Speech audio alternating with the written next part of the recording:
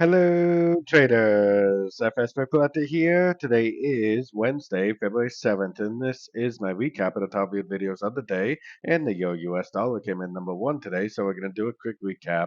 If you'd like to see my full top-down analysis on the euro dollar, make sure to check out the video I made this morning, linked at the end of this video over here.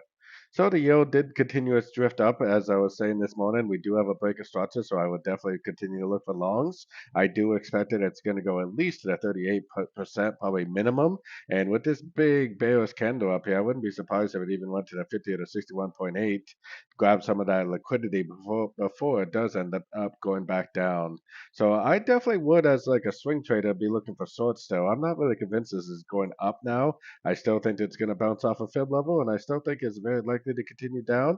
But if you are trading the shorter time frames, you definitely could continue to look for longs, especially on shorter than the 1 hour time frame, till you see like a big bearish engulfing move on like the 1 hour time frame to the downside, confirming that it is the end of a correction.